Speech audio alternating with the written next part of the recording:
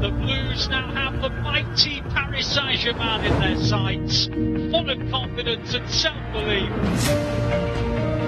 It's a fabulous pass and an even better finish. Rodri! Oh, wow! Another showpiece from Pep Guardiola's excellent team. City are now ready to silence Neymar, Mbappe and Messi. The two teams who want to win this competition more than anything. It's brilliant from Cancelo.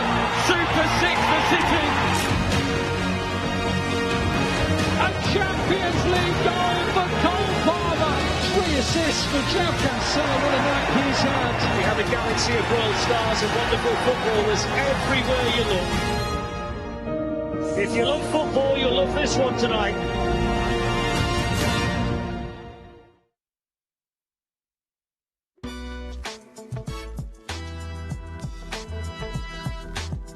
Very good evening to you, my dear friends, and welcome along to Matchday Live for what is sure to be one of the fixtures of the season. Manchester City have gone unbeaten in their first 5 meetings with Paris Saint-Germain in European competition, 1-3, drawn 2. But don't forget they did suffer that 2-0 defeat in their most recent meeting back in September. Manchester City, however, have won both of their games against the French side on home soil in the Champions League. So there is a good omen. We'll be hoping we can emulate again tonight. On the flip side, PSG are winless in their last 3 away games in the UEFA Champions League. And they could go without an away victory in the group stage of the competition in a single season for the first time since 2004-2005 season. All to play for tonight at the Etihad Stadium. And we are with you every step of the way. A very good evening to you, and wow, what a night we have in store for you. I, for one, have been so excited about this fixture, as I'm sure you have. Matchday Live is going to be with you here an hour before the game, half-time and full-time. My name is Cal Spellman, going to guide you through that. And here, well, we have got a lineup just to match the fixture in the form of Mr. Nedum Onuoha and Shaun Wright-Phillips, club legends and all-round absolute pros. The insight that we're all hoping for when we're talking about these two teams. I mean, can we even put into words just the quality that is going to be on show tonight, Nedum? Firstly, you don't know how the game's going to go, and the reason for that is because they're two incredible sides. And, you know, for me as a City fan, it feels like this is a really big game for City, but the reality is it's also a really big game for PSG, yes, which says a lot about where City are at the moment in terms of just, like, world football. So it's exciting. Some of the best players in the world are going to be on the field, and it's not just for their side, it's for our side as well. So it should make for a great occasion, but hopefully a better one if we win. Absolutely. And Shaun, it's funny, we were talking off camera, but we kind of earmarked this fixture, haven't we, even at the start of the season, once we knew PSG were in the group. PSG at home, it's a game everyone wants to be at, but it's also a game everyone wants to see, isn't it? It's definitely a game I want to see. I know that much. No, it's like Nedum said, I think there's two fantastic teams out there with bundles of ability. Mm-hmm. And I think it's going to be all on show today, and they both want to win it just as much. Both of them want to top the group to obviously weave out a certain pathway to hopefully the finals, that is. But it's going to be a clash, and we keep Messi quiet. I think we can do this.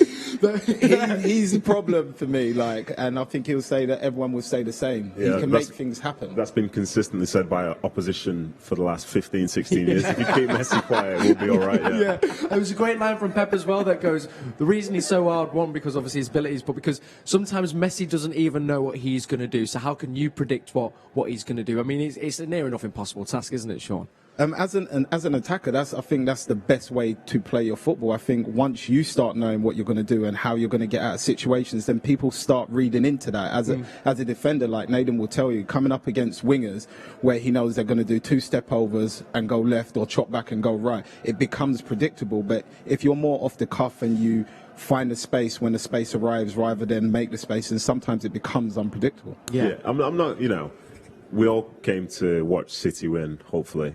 But there's something about seeing someone like Lionel Messi as well, because he's one of the best players to have ever played the game. Yeah. So it feels different coming down here today. But City have earned the right to be in these fixtures, and in some ways to enter it as favourites as well. And just for reference, talk about Messi. So he's one of my favourite players of all time.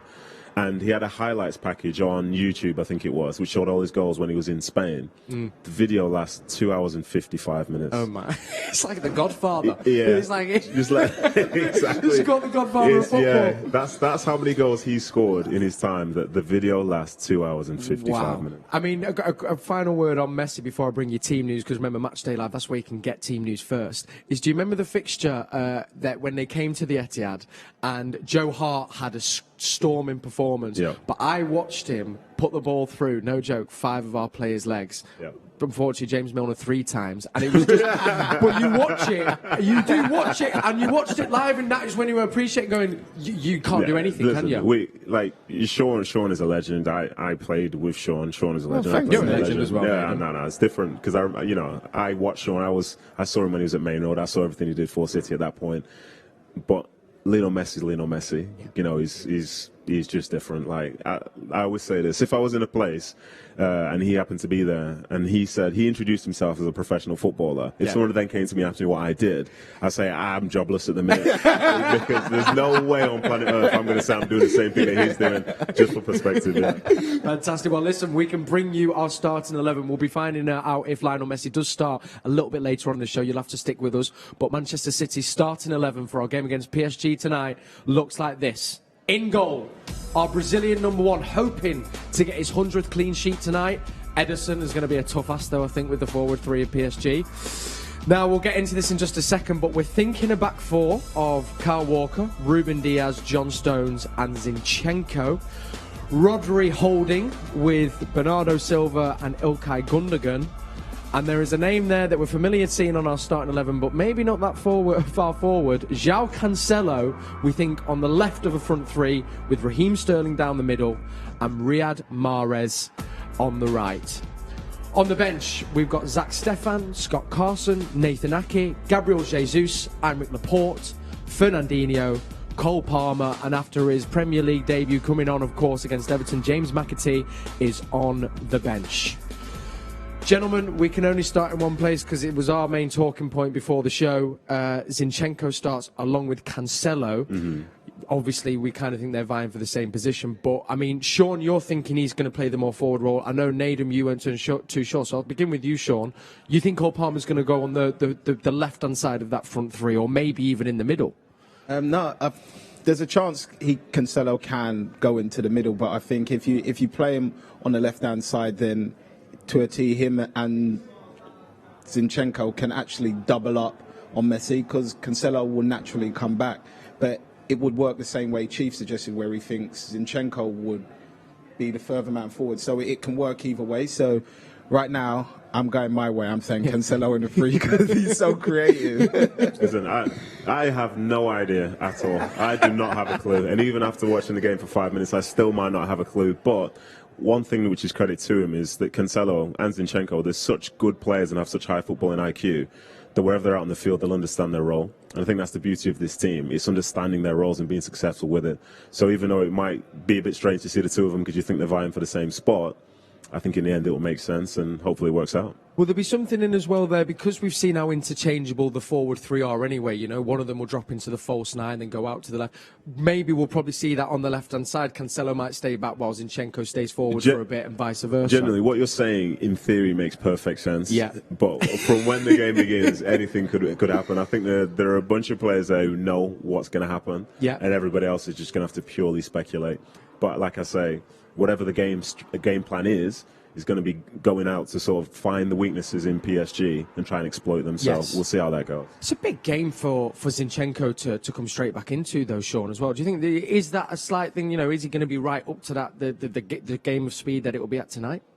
He might not be up to the game speed, but I can't imagine the way Pep trains is too far away from this actual game speed, because no matter what players he rotates or brings in, whether they haven't played for a month or 2 months, they always seem to come into the game and be up to match tempo straight away. They never look like they're not fit enough or not ready to play. He always has their mind channeled in the right way, and that's to play the way City have been playing, the high press, the quick passing football to move the ball around quickly and obviously create chances and do the hard graft. And so I can't see him being light years away, but that would be one of my reasons why maybe he's not the furthest man forward, because it might be an unnatural position and he's been out in the cold for a while. But it's great to see him back, and it's even better to see McAtee on the bench again, to be honest with you. Couldn't agree more. As after that little star cameo turn, I think as well, we all remember Zinchenko's celebrations at the end of that PSG game last season, you know, so emotional and just what we love to see.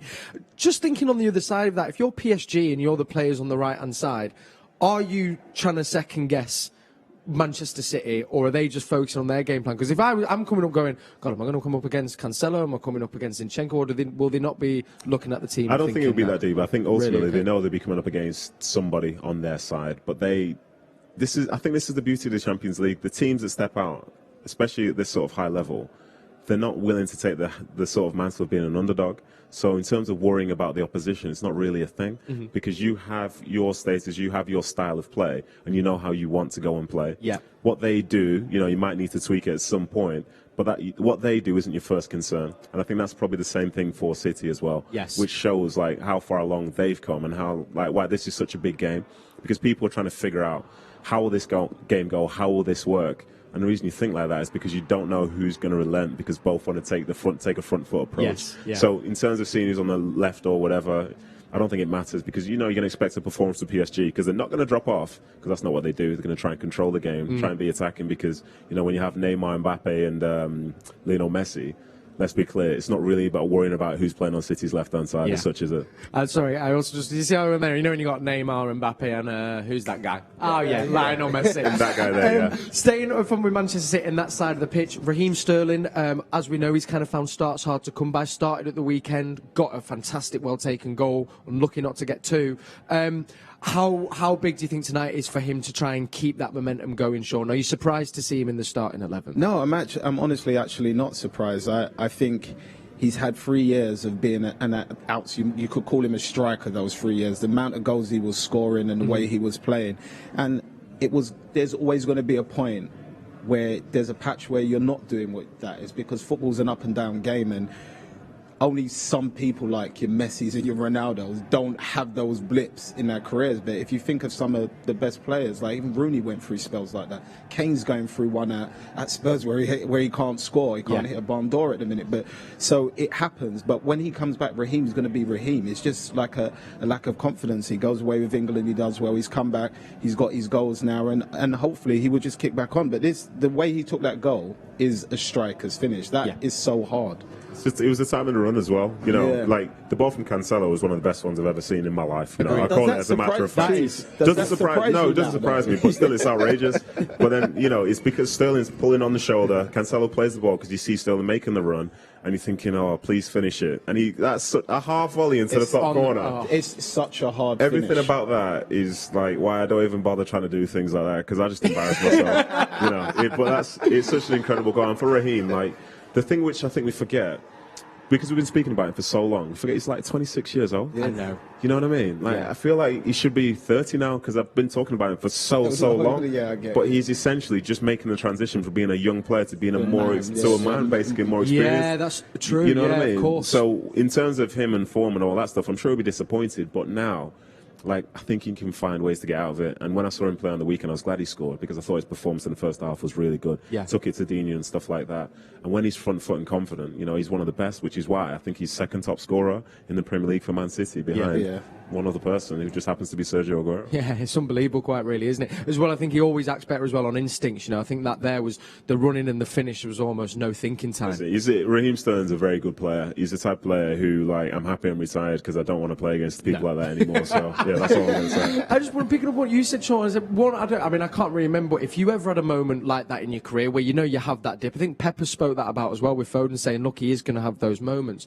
What do you do as a player when you kind of find yourself in those little ruts? How do you kind of think, well, how do I come out of this? Well, when it was my time, because football's completely different now, you just go back to basics. Like, you go back to pretty much like Raheem. Now he's starting to dribble at people again. He's starting to take people on, create chances for himself, as well as pass the ball. I just went back to passing 1 and 2 touch until I got in a position where I could dribble, rather than trying that incredible skill or that trick straight away. You just kind of bring yourself back and then kind of just build yourself back up again. But like Chief said, that he took the goal so well. It looked like a man that has not been lacking confidence whatsoever and ain't had a bad game. So that's what Sterling can bring to you, and that's what he will do once he's back. Yeah, I think as well, when players fall out of form, we've all been guilty of it, but you still have to be reliable to your teammates. Yeah. And I think football sometimes forgets it's a two-way thing. So when an attacker's not scoring goals, we want to put all the emphasis on that. But a team won't win, not because they're not scoring goals, they won't win because they're not defending properly. Yes. But for him, he's still contributing from that side, and that's been the case for all the players throughout City. When maybe they're not scoring the goals that they think they should be, they've still been of a benefit to the side, which is why the manager, I think, continues to pick them, because they know there's value there. Yeah. You know what I mean? Yeah. So that's something we forget sometimes. And I think then the fans, what they do is they scrutinise that one element of the game, then rather seeing the bigger picture. So true, Nedum. Exactly. I can tell you, writing just hot off the press, I'm going to bring you the full PSG team in just a second, but those forward three do start. Neymar, Messi and Mbappe are starting, which brings me to the question, what is in the air, the director's going, easy. Yeah, I don't think so. But as far as Manchester City's game plan, when you look at that team, Nedum, and knowing that them three are starting, and that's just 3 of the 11 players on the pitch, of course, yeah. How do you think City are going to be approaching the game tonight, if you can predict? I think the key things really are just to make sure you don't play into their strengths. Like Neymar, Mbappe, to a certain extent Messi, these are people who say can run with the ball, can run without the ball. Don't give them a ton of space in behind, but as well as that, don't allow the people at the back for them to have time to turn and play those passes through. I think you have to be really good in transitions and stuff like this, and understand that at times you'll maybe have to double team certain players in certain moments. It's not just going to be a case of the back four dealing with their front three. It's a collective dealing with the whole PSG side, because Herrera scored goals, Gay scored goals. I think he scored against us away in the first game. He did, yeah. So I think it's just an understanding of, you're going to win the game if you're good as a collective in both ways, going forward and coming back. It's a tough game, but so what? It's a tough game for them as well. Yeah. I think you have to be clinical up front, you have to be clinical at the back, make the right decisions, and don't give them any reason to have a leg up. Don't give them anything. Make them earn whatever they have to earn. I always say, as a defender, you can never guarantee a clean sheet, but you can make something as hard as possible, and then hope that things go your way. And I think for them, if everybody buys into defensive strategy, then, they will have a chance. But if they don't, then the front three will probably tear you apart. And I think as well, like you said, the clinical being one thing, and I think had that Bernardo chance gone in the reverse fixture earlier on in the season, Shaun, could have been a different game. But I felt that was one of I've seen it quite a lot, but really seeing Pep's philosophy of when you have the ball, they can't score, and you can't stop Messi, Neymar and Mbappe do what they do. But if they haven't got the ball, they can't do it. And do you think that'll be key, do you think, to City's game as well, is really pushing that possession-based game? Yeah, most definitely. But I think for me, that's just City's way of playing football in general. It could be any team. The City will still play that same style, that same idea of keeping the ball, which stops their best players from having the ball and obviously creating havoc. But for me, like you said in the last game, I thought possibly City should have won that game. Agreed. Like Nedum said, if they're clinical enough and they take their chances, then it opens the game up a bit more, because then PSG become panicked. They want to try and rush everything, and they just keep going forward, which City loves space. If you give City space, that they can destroy any team. For me, head to head, they will destroy a lot of teams. Yeah. Because they just manipulate the ball and pass the ball so quickly that teams don't have time to get round. So I think if they do what Nedum said and clinically take their chances, I think City will be just fine tonight. Love that. That's what we want to wear, Shaun. I've just been looking at Manchester City's as well, Twitter as well. No, some people tweeting in asking about Foden. I think we can say he is all good, just wasn't fully match fit, unfortunately, to make the squad tonight. I think along with Jack Grealish, so nothing to be too concerned about. I think even Jack had returned some light training, but just not fully fit for tonight's game. Well, we've just had the PSG team slid in next to City, and you look at, their bench alone. We think ours is something else, but that is a joke. Let's take a look at their starting 11 to begin with. Keylor Navas starts in goal. We then have Hakimi and, of course, Nuno Mendes, who they signed from Sporting Lisbon at left back. Marquinhos and Kimpembe at the back. Then it is looking like Paredes, Herrera and Gay in the middle, with that forward three of the ominous Lionel Messi, Neymar and Kylian Mbappe. Then, as we stroll our way over to the bench, get ready for this one. Donnarumma, of course, there. We have Franchi. We have Sergio Ramos on the bench. So he could be in line to come on and make his first PSG start. We also have Verratti on there. I think that's a plus that he maybe isn't starting tonight. Icardi, Di Maria, Danilo, Dagba, Wijnaldum, Diallo, Carrera. And I think that's Dina and Mbappe. Wow. He kind of leaves you a bit speechless, Nedum. Where do you even start with that 11? I mean, you obviously start with the 4-3. Just for clarity, in this moment, I'm looking and City's bench is smaller than PSG's. Yeah. So, for City, you're missing Kevin De Bruyne, Phil Foden, Jack Grealish. Yeah. Is there anybody else? Torres, Ferran Torres as well. So I think if you were to bring in those people, I'd be getting a similar sort of vibe from the bench, if you know what I mean. Yes. It would be that type of energy. But, it's PSG. They're similar to us in the fact that there's a lot of pressure on them to be successful in the Champions League based on the players that they have and the expectations that they have. So this is what you're going to have to expect from them. They're not going to go anywhere and appear to be underdogs against anybody because the collection of players that they have is incredible. They make the semi-final last year and then they bring in Messi and Sergio Ramos. That's what they're doing. But it doesn't guarantee success, and it looks good on paper, but at the end of the day, as you said before, they've not won in the last 3 away games, I think, in the Champions League. Yeah, they haven't won any this season, yeah. So it's in some ways, as a fan of football, it's a pleasure to see those names in Manchester come into our stadium and try and play against us. But the reality of the situation is I'm still backing our team to beat them, whoever turns up. So this is a positive feeling. Love that, Nedum, as well. And let's just quick word on Verratti, because obviously it got talked up, I think, after the game. It was a phenomenal performance, an individual performance from him in the reverse leg. Gundogan was talking about in the pre-match conference as well, saying he doesn't think he gave the ball away. He is on the bench. Big plus, I guess, for Manchester City then, do you think, Shaun? I mean, you say that. I mean, I know you look at the other players. So it's PSG. They got talent in the starting lineup on the bench that could most probably get into a lot of teams, if not globally. Yeah. So it's neither here nor there, but for me, Verratti is some player. The first game I liked him before, but I think it was a while back, Chelsea v in the Champions League. Chelsea PSG. Yes. And he single-handedly dismantled that whole Chelsea midfield on his own. Wow. And that was when I said to myself, wow, this guy is actually a full-on baller right now. I just hope the chairs are comfortable so he can sit on it for 90 minutes. That's what I'm thinking. They're heated now, so just take it easy. I would say that. If not, can we just get some word down to the bench keeper, keep Verratti's seat nice and warm? I think you even said it before, though, because in my head, I kind of hoped PSG would maybe come and sit and then use the power and the pace and the talent of the three of them to counter. No, I think it's not a thing, and the reason I like it is because it shows that they have their own identity, which is similar to City in the way that they try and play. When was the last time you saw City go somewhere and decide to just drop off and just soak up pressure and try and hit teams on the break? Yeah. They don't do that because for them, they want to control the game with the ball. The same thing will happen for PSG. And I think at times in that last game, even though PSG won 2-0, PSG were having to go through periods without having the ball, and they looked quite poor at times. Yes. And City very much looked like they were going to get something from the game. The consensus was, City deserved more from that match than they got. So with that, there's no harm in having an identity. People, there's a team across the road that's desperate to find an identity. So when it comes down to it, the best teams have that. And these are, without a doubt, one of the best teams in the world. Is there something in Shaun? I think we all know I think we're fortunate enough here in England that the Premier League's standard of football is arguably one of the best in Europe. Maybe not quite the same in League One in France. Is it difficult where if PSG maybe are playing a lower league French team, no disrespect, a few weeks in a row, but then they're having to come and raise the standard to the level which I think Manchester City have to be at, every 3 days?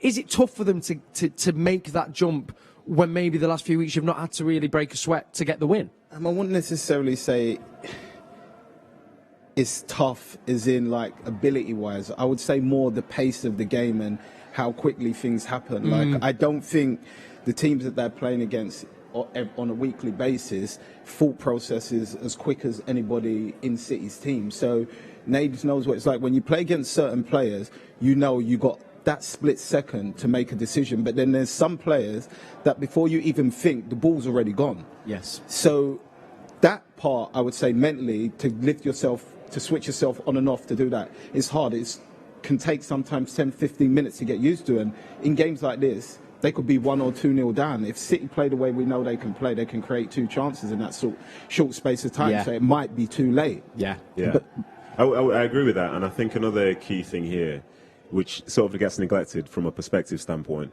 is that when you're a team like PSG, when you're a team like City, you'll always get the best version of whichever team it is that you're playing against, whether they're second in the league or second bottom, because this is a huge game for them. Yes. So people are doubly motivated. And when you go up and get, like for PSG in France, they're going to be the favourites for every game that they play in. And teams know that they can't go and do them in a shootout.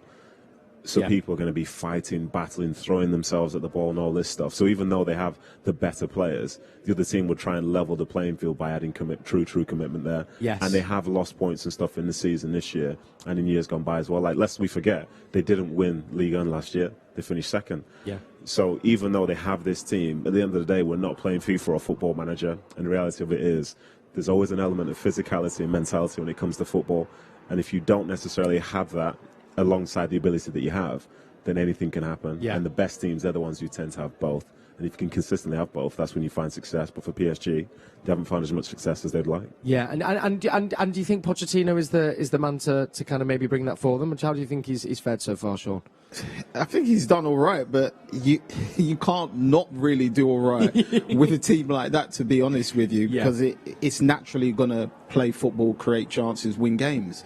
But you can't really make Neymar be physical. You can't make Messi be physical. Messi just rides tackles, but he's not got that aggression. That's not his nature. So you can't create that within the attack. So like Chief says, it's something you kind of have with a team, or you don't. You can make them a little bit more aggressive, but Neymar's still going to jump out of tackles. Do you know what I mean? And that tackle that he jumps out of might be the tackle that leads to a goal. Yeah. So there's certain things you can't do, but for me, they can have as many players as they want. I still think we're going to win. Do you know the funniest thing about it? My guy. I know he loves it, this guy. There's this thing where sometimes you'll have the debate like, yeah, Messi, he doesn't run. And then people are like, yeah, but, at the end of the day, it's Messi and he's going to score, so I'll run for him. Yeah. In this particular instance, at times you've got 3 players like that, which is more than you've probably ever seen before. So when things are going well, it's fantastic. If they've got their backs against the wall, you're not going to see the level of commitment from the collective as you might do from other teams. And that's not a stain against those 3 players, because these are 3 of the best players in the world. Of course. But it's a weakness which they will have, and it might be one of the reasons why, to this date, for Pochettino, it's not the success that maybe other people expected. Could it come down to then tonight, energy, energy and the commitment on the ball, but off the ball as well, could be what divides the quality, I guess. I think that was the massive thing in a game in Paris. We had seen Neymar in defensive positions that you most probably would never have seen him in before, tracking back. So he obviously wanted to win that game, which they always obviously do, but he never normally tracks back that. I've watched him many a times in Champions League, and neither of them come back, but they were all defending. Now, can they keep that up again, especially away from home, is completely different. Yeah. So I think if City just play the way they play, possess the ball, frustrate them, and they'll be fine.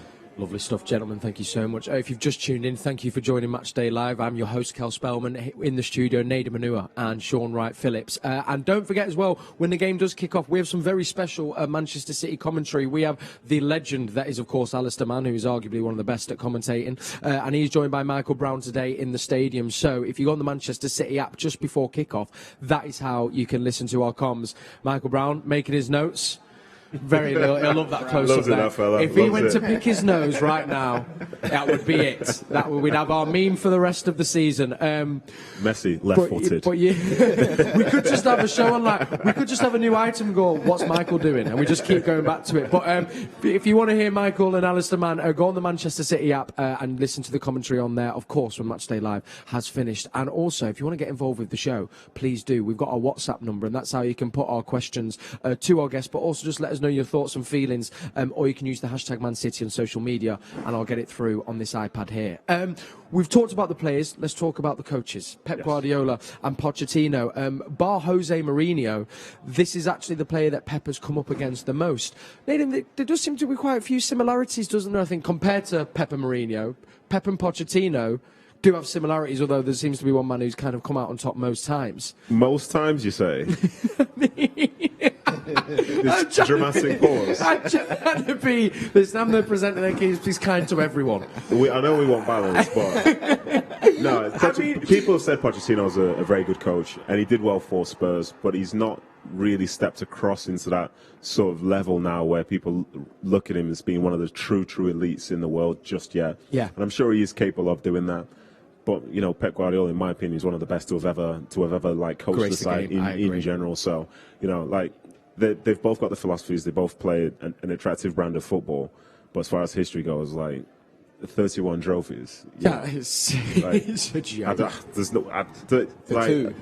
I can't. I'm looking at it. I'm looking at the head-to-head, and I'm trying to show balance because obviously each game is each game, but Pochettino's got a long way to go if he wants to be regarded in the same light as Pep Guardiola is right now. Is that, when you talk about, you know, kind of you have little mental battles off the pitch, how does Pochettino, does he think, I mean, obviously won't be dwelling on it, but, you know, coming into a game knowing you're coming up against that manager who scored that many goals, has won that many more trophies than you, and won that many more matches, that's surely got to play a little part in Pochettino's thinking, do you think, Shaun? I think it naturally will. He's human. But I think at the end of the day, the more he starts thinking about that situation between him and Pep, I feel like he would naturally just lose his way, and then that's when mistakes in tactical decisions happen. I think for me, he would just concentrate on what his team's got to do. He knows what City is capable of. He knows what City are going to do, and he knows the threat that they pose towards them. So I think for me, he would naturally just come out, and like Chief said before in the show, he would just focus on what PSG got to do because he knows what City can do. Yeah, you could be concerned about, say, what Pep's done and all that stuff, but tell me a manager that won't be confident as he says, gives his team talk to his team, and as people are going out, he's saying, all the best, Leo, all the best, Kylian, all the best, Neymar, go and do your thing. You know, like, if you've got any concerns as a manager at that point, then, you know, you're clearly in the wrong place, in the wrong business. Well, we can bring this back up now. I think we can watch Pochettino. I think we can play this last time out. Have a little look at this. It was it was a big night. I mean, it was a tough one to take. That wasn't it, Nedum? Was that when he lost in the final to Liverpool? I think it was. Yeah, it was. They went on after there. Yeah, it's crazy to look back at that time because, you know, I was in America when that happened, and I remember when, I think was it Sterling that scored, like late doors. Late goal. Yeah. We were away with my team, and I was in a hotel with Albert Rusnak, one of the academy players from City from the time. And I jumped up, we're hugging each other. I fell on the floor, I slipped, everything. I was going nuts. And then that sort of like eerie feeling when it got pulled back was absolutely devastating because, as was the case, as it felt like has been the case for years, City always feel like they deserve more against Spurs. Yeah. You know, and for them to not make it to that final stage was such a blow. But then that's unfortunate. That's just the way that football is. But then for Spurs, like City obviously haven't won it since that time, but made it to the final. But that was the last time I looked at Spurs and thought that they were half decent. Yes. So and in fairness as well, I think they deserve more from the final against Liverpool. But it's just the way that football works, unfortunately. You can never guarantee success no matter who you're playing against. Yeah. He's not quite got there yet, as Nedum said. Shaun, as Poch, though, do you think, has he got, from what you've seen so far, I think no one's obviously ever going to get, as we say, too close to Pep being he's one of the best managers to grace world football. But given he's kind of still early on in his career, do you think he has the potential? Have you seen enough to think he could become one of the greats in 10, 15 years, carrying on the trajectory he's on?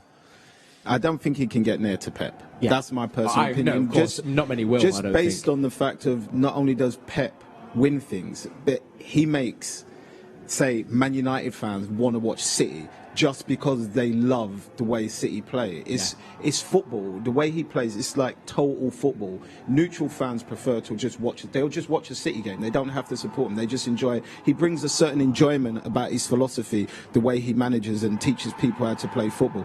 So not only is it just winning things, he's got to kind of emulate that as well. And although Spurs were doing well, when Poch was there, I didn't really, I would say, enjoy watching them. It just felt to me at the time it was counter-attack football. Yeah. Get it to Kane, everybody run off him, play it in behind. Yeah. That's what it felt like to me. And that's quite simple with the quality that he had there at the time. So for me, I wouldn't say he would necessarily get near to Pep, but I think he can become one of the great managers in the well, if he comes back. Yeah, I think if he stays at PSG, then he'll get more trophies because they're the dominant side in France. Yes. I think he'll win the league title this year. He might win a couple of cups as well. So that 2 turns into 5 coming the end of the season minimum. Maybe they'll win a Champions League at some point, who knows? But still, that journey to the numbers that Pep has, that's a long old journey. And if he ever leaves PSG, then he'd need to go to a side which are going to dominate wherever they are and go into a different country, unless you're going to Bayern, you could argue City over the past few years, but even still that's competitive, especially now with Chelsea and Liverpool being the way that they are. There's no guarantee of success, and that's the reality of the situation. Final word on the managers, and it's only off an interview I read with you this week, Shaun, talking about kind of Pep's legacy, and I think it's kind of what you've kind of said there about he's done so much more than just winning the games and the trophies, and that regardless of what happens in the Champions League, as much as we all want it, his legacy is cemented of what he's not just done for the club, but in English football as well. And I wondered, Nedum, do you agree on that? No, I totally agree. I think, we'd all love for Man City to win the Champions League, but you ask yourself sometimes at what cost? Yeah. If City win the Champions League this year and they finish 4th in the Premier League, in my opinion, they don't carry momentum into the next season, because domestically you would have struggled against 3 other sides and so on. But I'd love, we'd love it if they won it, but I'd love it if they won it alongside the Premier League title. Yeah. And one thing that Pep has brought is the Premier League title and some of the football and stuff that he's played throughout this time. This man, when he eventually leaves, obviously nobody's perfect, but when he eventually leaves, I think we'll look back and realise how good he actually was, because whoever comes in next got some massive boots to fill. Yeah. Massive boots to fill. And then we're all very aware this is a real privileged time to be a Manchester City fan indeed, and we are so grateful. I know I am, to watch the football I do watch week in, week out. Okay, we're going to have a little bit of fun now. We're going to take a slight pause as we're of course digging into all the action against the big game against PSG tonight. We do need a French jingle for this, but as I always say, can't get the staff sometimes. You never get the full production quality. But is it French or is it English is the game? And it's very simple. I'm going to give you a French term. Now, you can work together. Oh, so it is French then? Oh, yeah, it's going to be a French term, but you then have to tell me. He's giving it away. It's French. It's French. That's it, it's French. Yeah. Well, can you tell me what the word is in English, okay? Now, you can work together if you want. You can go head to head, but I feel, maybe you can... No, we're working together. We're working together. Okay, so for the numbers, the first one is, this is un, and it's un with the U-N-E, just in case you're really clued up on your French. Basket. Can you tell me what un basket is in English? I'm looking at you because you're the clever one. Is this a trick? These are all little tricks. Now, don't go down. Don't go the obvious route. I can tell you it's not a basket. Huh? Whisper. Tell me. Okay, I'll try and put it in a sentence. Is it to do with football? Yeah, it kind of is. Yeah, it's to do with sports. Okay. If I was to put it in a sentence. Yeah. Oh, gosh, that is a really nice basket you have on. That is a really nice basket you have on. I don't know it in the French. Do you want to say? The way he's put it is making me think... It's like a jacket? Yeah. I'm thinking jacket. You thinking jacket? Yeah, I'm going with You're saying jacket? You're going jacket. It's not jacket. It is trainer. Trainer. That's a nice trainer you have on. Nice trainers you have on. There you go. Right, baskets. Okay. If you want to go for the plural. Oh no, he went plural. See, that's why I went wrong. Because he went singular, didn't he? You know what I mean? Like a singular shoe. Can't get this. Hey, it's in the air. I'm blaming the director. Okay, next one. Unrelooking. Unrelooking. Do you know what that is? Relooking? Yeah. RELOOKING. Cal, can you phone a friend? Yeah, who are you going to phone? Ali Benarbia. Put it in a sentence. Put it in a sentence, okay. I tell you what, this might give it away, but okay. It's really hard to think in English and French. My house really needs an unrelooking. House? My house really needs a whole unrelooking. It needs a whole unrelooking. A whole... Is he saying like a... Okay, or if I just bought... makeover or whatever. Hello. Is that what it is? It is indeed. There we go. So this is not just sport then? No, it's not just sport. Everything, No, it's everything. This is okay. Yeah. Do you want one more? Yeah, of course. Yeah, let's go for it. Okay, I like this one. Le zapping. What is le zapping? Le zapping. Are you saying it right? I am. You know, he's No, definitely not. Where do I put my French? Yeah, the pronunciation. Listen, I'd be dicing with me losing my job there. We've got our fans in France who would probably tune off. Do you know what I mean? In a sentence, please. Okay.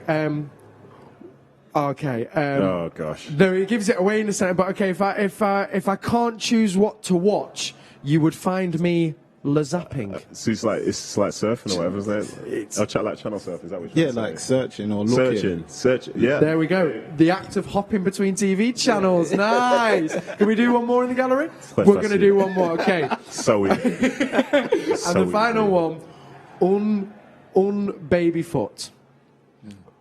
Oh, that's just baby foot. It helps. Baby foot does have a hyphen between it. Baby foot is classed as one word. Like bebe foot, like B-E-B-E.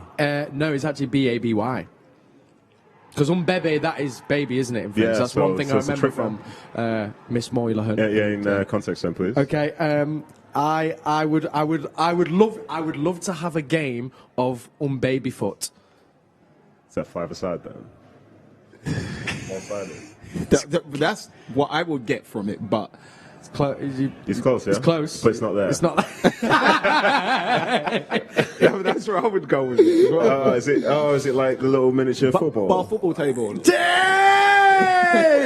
football, lovely. Is it French or is it English? Easy. Thoughts? Are we bringing that back? With a jingle, maybe? Encore? Encore? Yeah, encore. Yeah, okay. Lovely stuff there. If you've just tuned in, let me just bring you our starting 11. Thanks for joining Match Day Live. We're counting down to our big game against PSG. Remember, even a point tonight will ensure qualification. Here's our starting 11. Hoping, well, maybe tonight not be the night, but if he does get a clean sheet, it'll be his 100th one. It'll be a century of clean sheets for Edison. Kyle Walker at the back with Ruben Diaz, John Stones, and we're thinking Zinchenko at left back. Rodri and Bernardo Silva and Gundogan are going to hold the middle of the park. And we're thinking Riyad Mahrez in the right, Raheem Sterling down the middle, and João Cancelo over on the left-hand side. On the bench, Zach Stefan, Scott Carson, Nathan Ake, Gabriel Jesus, Aymeric Laporte, Fernandinho, Cole Palmer, and James McAtee. Feel me to bring you PSG starting 11 as well. Keylor Navas starts in goal. Hakimi, Nuno Mendes, Marquinhos and Kimpembe in the middle. We also have Partey, Herrera and Gay in the middle. And that forward three are starting Lionel Messi, Kylian Mbappe and Neymar as a front three. Gents, we set you quite the difficult task of trying to create a combined 11 of Manchester City's players and PSG's players. I think, Shaun, we're going to go to you first, but just generally, I mean, how did you find it? Because that seems an impossible task. Well, that's the thing. Like, it's not difficult when you realise there's no right answer. You see? You see, I bail myself out there. You know what I mean? Is anyone that's going to try and come for me in this? There's the thinking, man. There's no right answer. Okay. Easy it was. Okay, Shaun, shall we begin with we're going to begin with your starting 11 then. Let's see, let's have a little look at this. We can bring it up now here in the studio as well. So, Shaun, we'll start at the back. So you've gone for Edison in goal, Walker and Diaz, Marquinhos and Cancelo. So quite a City heavy there. Just Marquinhos coming in, do you think, as a centre-half? Talk us through that. I don't know. I just felt like I was being, like you said, a bit City heavy. Yep. So I had to kind of tweak it up a little bit. But I quite like Marquinhos, to be honest with you. I think he's good. I'm gutted I couldn't put Stones in there, but that is who I went with, and I think he's a fantastic defender. Yeah, of course. And I've got no Ramos as well there for you, Shaun, as well. Was that? He hasn't played yet, and plus, I think right now, on form, these guys are obviously been better than him for over a couple of years for me personally. Can't forget as well, actually, I think goal scoring wise as well, and I mean they're all in City's memories, and we can see it here as well. He does love getting up for a header, doesn't he? Well, to be fair, at this point now I've got to defend Sergio Ramos because he scored over 100 goals in his career. You can't do with the goals. Hello, Nedum. It's all about balance. It's all about balance. Then we've been moving to your midfield there. I mean, wow. I mean, of course, KDB, it was an absolute must. I mean, we've seen enough of, all right, we're rubbing it in now. Who's ever choosing the imagery on the show, we are rubbing it in. But we got KDB, Verratti and Bernardo, so middle three. I mean, Bernardo for yourself there, partnering Verratti and KDB. I just think not only the way he's played this season, but over the past 3 seasons, he just does things like he's got the work rate. He's got the quality on the ball. He gets you goals and he defends. Yeah. I think you need you need a form of balance as you guys keep going on within the show. Balance? Why is balance being and attacked? I think he gives you that because Kevin De Bruyne will always work hard and press going forward.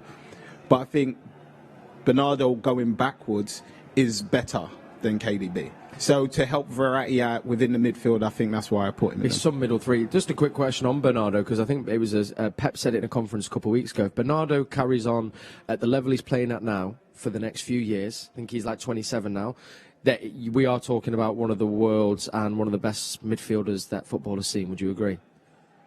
Yeah, I can actually see where he's going with that. There's, I wouldn't say a similarity, but there's parts I see in his game of David Silva, especially the way he dribbles with the ball, where you think you can get it, then he will do a pirouette around and somehow cut through a square of players and find a gap, and that's something like David Silva would have done. But I think he has that aggression in his game as well. Like he doesn't mind putting his foot in, loves picking up a yellow card, as we all know. Yeah, and he attacks and defends, and I think you need that in there along with a defending midfielder and to help Kevin on the attacking side as well. Yeah, it's a formidable three there. And then, of course, the front three, I mean, I think Messi, of course, first name in any team sheet, and then you've gone for Mbappe, and Foden comes in there. That was the one when I first saw it. I was like, I'm buzzing, but they were surprised to see Foden there.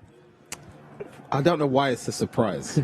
Over the last 3 years, we've all seen what Foden does at every level. Yeah. Whether he plays 10 minutes or 90 minutes, he gives you the same, he has the same effect on games.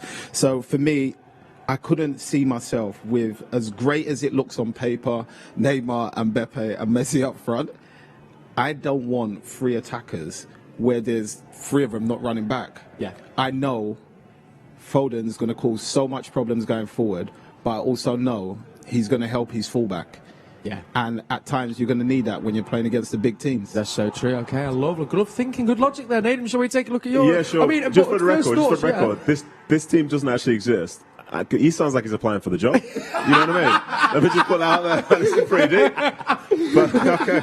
What's in my team now? On the phone, actually. Oh, God. I don't want to follow him, do I? Okay. Here's Nedum's. Here we go. Sorry, guys. Okay. All right. So, I mean... So this was tough because, for this, I started off with City's team. And I was umming and ahhing about bringing in certain players for PSG, and I thought, well, I need to have more balance than this, that, and the other. But I went for this team, and I went for Ederson in goal because, for me, even though you've got Donnarumma and you've got Navas, Ederson's the best for me. I agree. You know, he's a great shot stopper, great presence, and he can start attacks.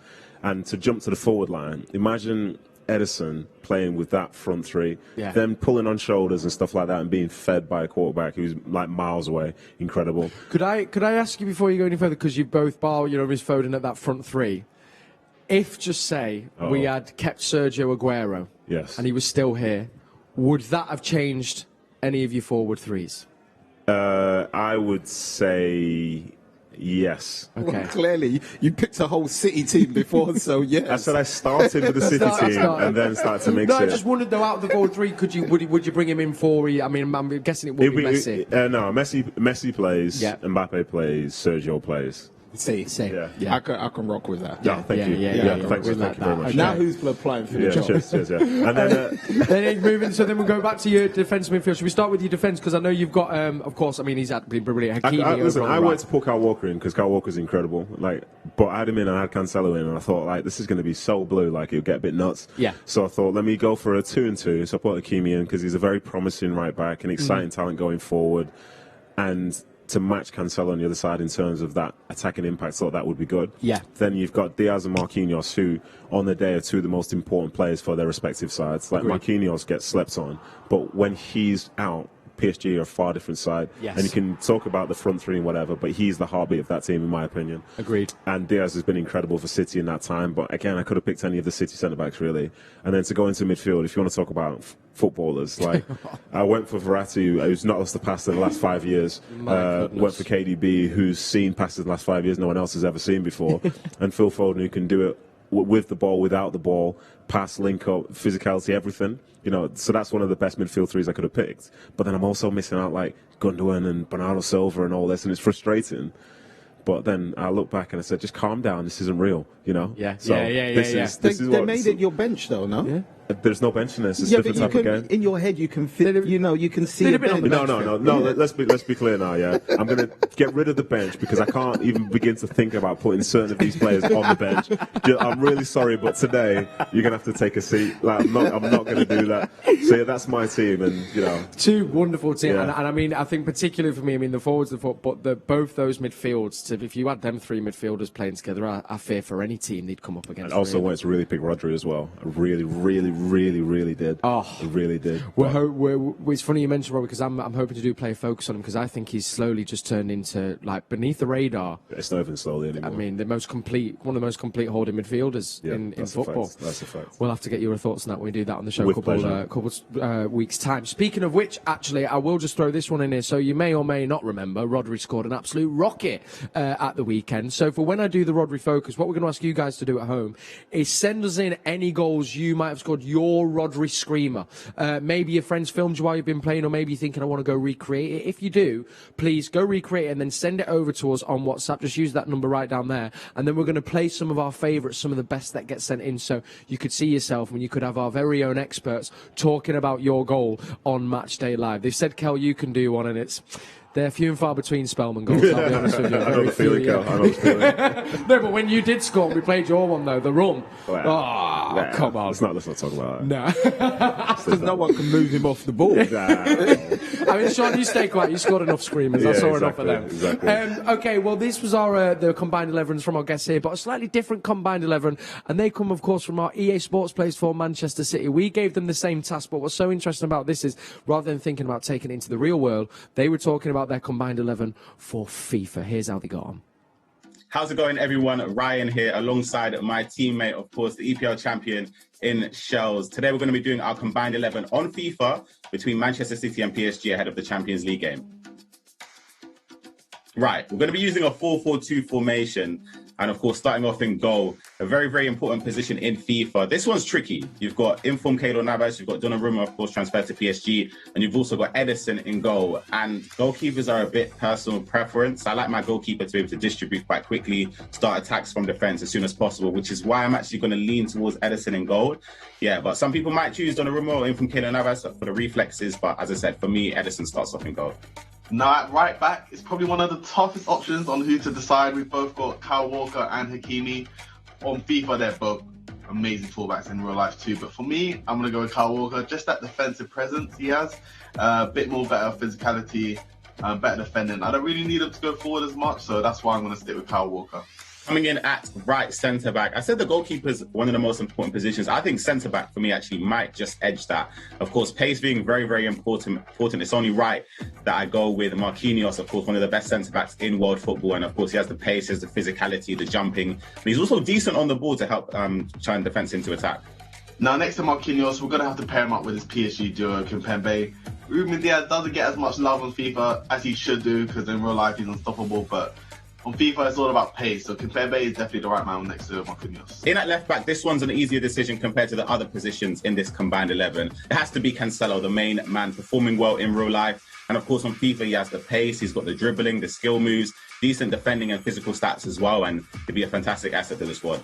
Now, because we're playing the 4-4-2 at right mid, we're going with our boy Riyad Mahrez, the new flashback card, which gives him that extra boost of pace. He's already got the skills and the shooting, but that extra pace stats, he makes him one of the best wingers in the game. In right centre midfield, we have, in my opinion, the best midfielder in the world, of course. It is Kevin De Bruyne. On FIFA, 5-star weak foot, 4-star skills. He can do it all with the work rates. He's got decent pace, decent defending stats, the physical attributes, the passing, of course, which is very, very effective this year on FIFA 22 with the passes over the top, the long through balls, which is why he'll be in the squad. Now, next to KDB, we're going to go with our boy from Stockport, Phil Foden, with that 88 rule breaks card. With the form he's in right now, let's hope he gets a Team City card at the end of the season.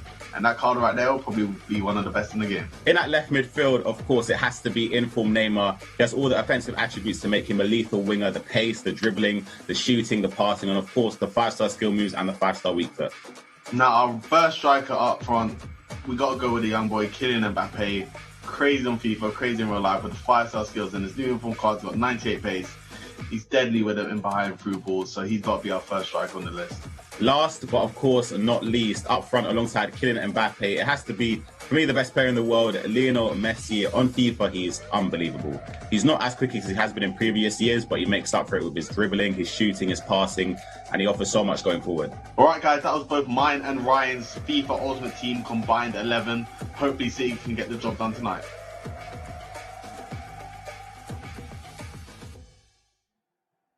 Thank you there, of course, to our EA Sports players who, of course, doing brilliant stuff every season. Love that top as well. That was their combined 11. And if you've just tuned in, welcome to Matchday Live.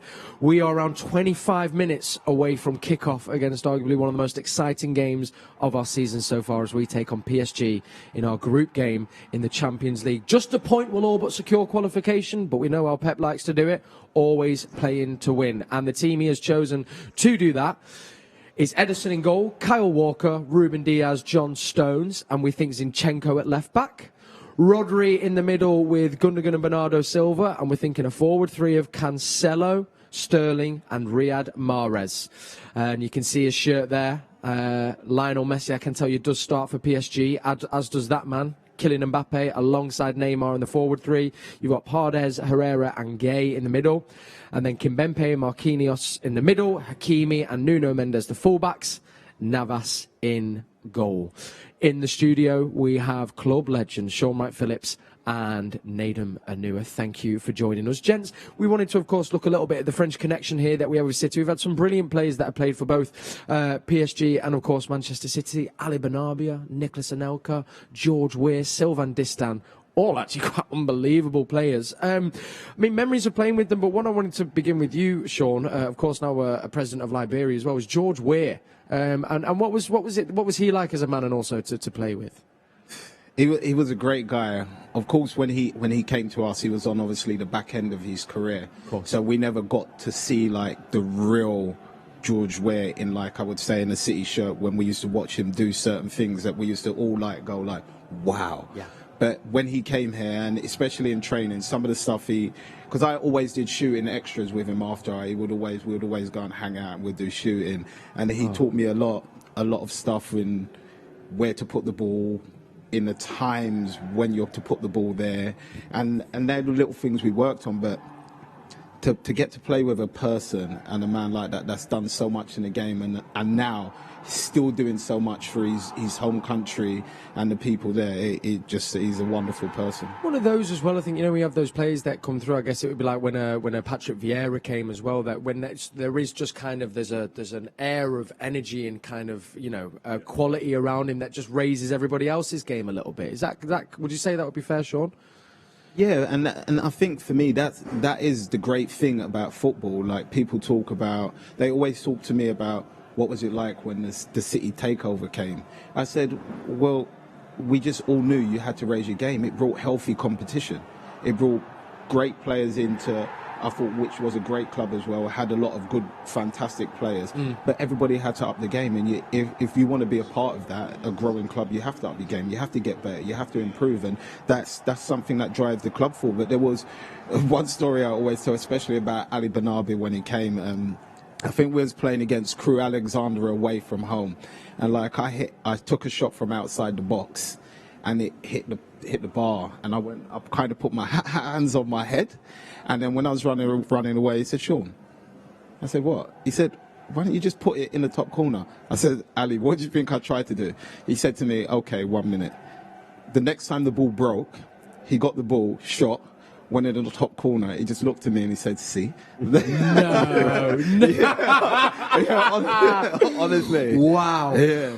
Because his feet, I remember I used to love watching, but I remember Benarbia and Berkovic in particular, then when Alano came. But I mean, the feet and the vision as well of Benarbia, I felt at times, I'd not really seen that yet kind of growing up. And training-wise, would he just do that for fun as well? Yeah, but it's great, I think, not only for a centre-back and defenders, because they know they can give him the ball anywhere, but it's fantastic for wingers and attackers, because you was always taught to shout when you're making a run, whereas Ali Benarbia is different. He used to always say, if you shout, then the defender knows you're going, so just run. He said, "Don't worry, I see you." Oh, wow. And I think that's how Kevin De Bruyne works. I feel like, but he's just levels are always like this when he sees a pass, like Nedum says. It's a pass that he saw maybe a year ago that we're only seeing like now. But he just has the players that are making those runs to get the ball there. Yeah, Kevin is one of those players, like, I see a replay and I kind of get where he's coming from, but I'm still like, nah, but I wouldn't have played it because it's probably not going to work out. Yeah. And to be fair, as I was coming into the first team, I remember when I first made a transition from the basically under-19s to the first team, Bernabei and Berkovic were both still there. And my first pre-season, I remember, I think I was playing against Nicholas Anelka, and like Bernabei had played a ball through to him, and like I fell over because the way he played it, like I had no idea what I was supposed to do on playing that. And I said, right, well, this is different to where I've just come from, so this is what I'm going to have to get used to. And yeah, it was special. But those players there, like even the George Weah thing, from my generation, I remember watching him when he was in Italy, and he scored that goal where he went the whole length of the field. Oh yeah. So when I was playing for AFC Clayton, like 9-10 years old, I scored a goal just like that. And as I was doing it, all I could think about was George Weah doing it. And I was buzzing off myself and said, I've just scored a goal just like George Weah, except it was against this team and it was just over there. But that's, you know what I mean? But that was an icon. To see him come to City was incredible because, you know, I was trying to emulate that type of player. And, you know, I still remember that goal to this day. So I've heard it whispered around Main Road and the Etihad that your goal was reminiscent of George Weah, the charging run, the shrugging off the players. But the other one I wanted to speak about, because we actually talk about him a little bit in the Everton game, I only touched upon him, but of course mentioned there, Sylvain Distin. And I think it was, Richard Dunn was saying as well, I think it was kind of criminal that he never actually got a start for France. I mean, he was formidable, wasn't he? It was a formidable partnership, but I guess as well for a young player, Nedum, what was it like for you, you know, playing against such a defensive He's brilliant. He was like so quick as well, and he's desperate to get involved in stuff. Not necessarily to always have a great outcome, but, you know, he was always trying to do it. But he was a great guy. This was the captain of the football club. And as I was coming through and lots of others, you know, he was such a great example for us. Because, you know, we could have been, at that time, it could have been hard for us. We could have been bullied, whatever, because it was an older dressing room. But he always welcomed us. And then he would always try and do the best for us. And if we were making mistakes, he'd try and encourage us as opposed to put us down. And those are the type of people where you can sort of like start your career in a positive manner. And he was huge with that. And all the while, I think him and Richard Dunn, for probably 2 seasons, they were, for me, the impact they had was as much as, say, Vinny and Joleon Lescott, as much as, say, last season, John Stones, Ruben Diaz. Because in that time, they were integral to all the success that we had. Yes. But then, obviously, after my start, Zigo of Wrighty as well. Because when my first season, I had Dunny and Sylvain Distin to the left of me and Shaun Wright-Phillips just ahead of me. Like, I was in the most comfortable seat in the whole stadium. It's like literally, the worst I'll thing be about just it, fine. he could have said to me, "Sure, you don't have to come back too much. You can just stay up Just there." you do your job and I'll do mine. I'm just giving you the ball and letting you do whatever you want to do. And I made sure, and I did that very well that season. Off you go, do your stuff. I've got it covered back here. Yeah, you crack on, mate. There's a song in that as well. I've got Distin and Dunny to the left of me and Shaun up in front of me. Here I am, stuck in the middle with you. The first season, like, because that was the best season I think you had at City, Wrighty, because that's just before you went to Chelsea. I think you scored like 11, 12 goals in the Premier League. Like, I was literally rolling him the ball and off he went with the whole hopes of the football club. You know what I mean? Off you go. And it was easy. And then in terms of defending, like, if I got caught out, Dunny's behind me. If Dunny gets caught out, Sylvain's there. Honestly, looking back, it's the easiest transition to pro football I think anyone could have ever hoped for. Oh, man, that's absolutely genius. I love that, gents. Okay, we haven't got long before, of course, we're going to hand over to Alistair Mann and Michael Brown, who's got our Matchday commentary from the app. So just go on there. That's how you can listen to those, guide you through the game. Before we get predictions from our gents, you may or may not have seen Ederson. We have got a brand new documentary coming out, of course, our Brazilian #1.